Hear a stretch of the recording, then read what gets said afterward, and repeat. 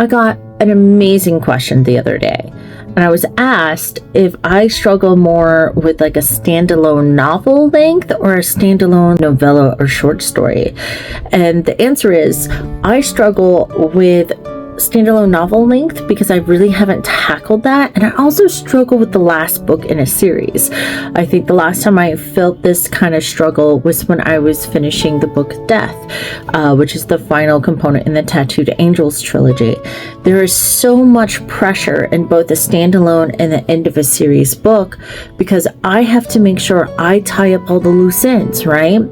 I like to see a series, because that's what I love to write, as I'm sort of fraying a thread in several ropes and then rebraiding them together throughout it, or different braids or different ropes, mixing and blending things in a weird way.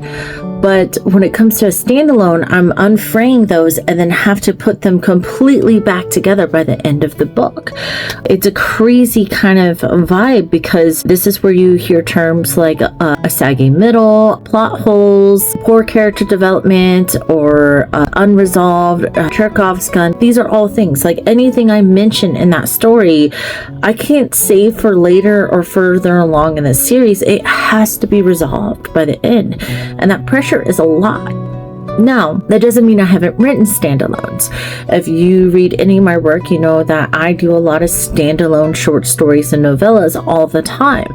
And I finish those, but those feel more like a scene or a chapter or two out of a normal book for me. I have one goal in mind, I can meet that goal, and the story is done.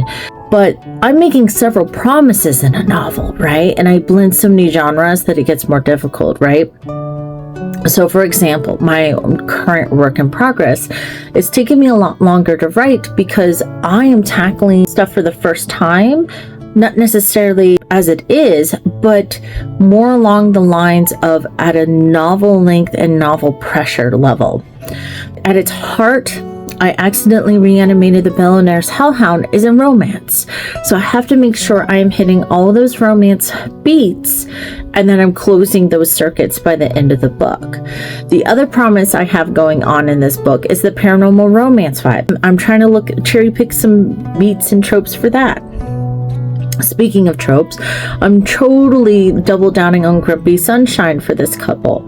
And so there's a bunch of things that I need to make sure are both introduced, resolved, entertained, and completed by the end. And it has even though I write fantastical works, I always like this level of either sincerity or believability, one or the other, sometimes both. It's not a perfect science.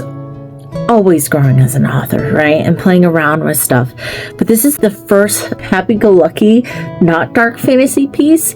So I think that also adds a layer of pressure on me because the monsters are technically nice, or pets in this case, and you have gods and higher beings and mages interacting in a world.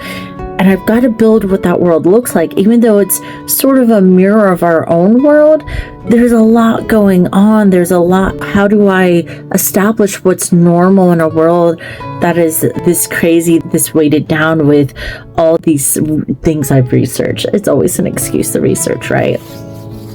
And because of that, I have to be very careful when I introduce a concept in this story, because I don't want to create a Chekhov's gun. I don't want to say, hey, there's a loaded gun on the mantle, and then the story ends and you guys are like, well, why did you tell me about the gun on the mantle if you weren't going to use it, right? That is a terrible sensation that builds an anticipation that disappoints a reader sometimes. And that's a lot of pressure in a standalone because I have to look for those a little harder than normal. Otherwise, in my series, sometimes I purposely leave those Chekhov's guns because they're meant for the next book. Usually, I'm really good at picking up those pieces and also giving you resolve by the end of the book.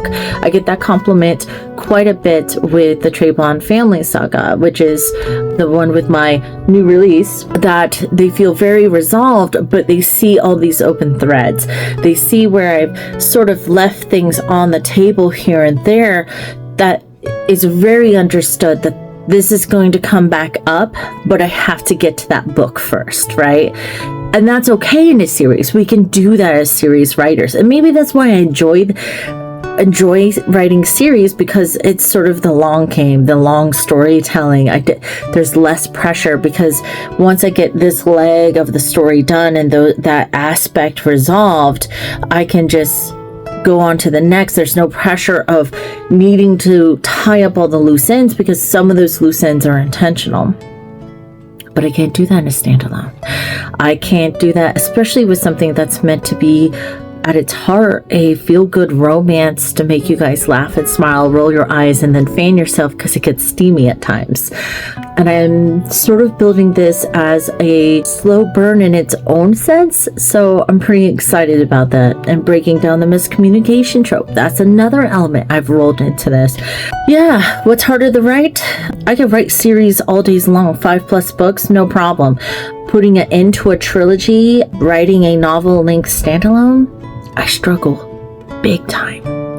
What's your mind?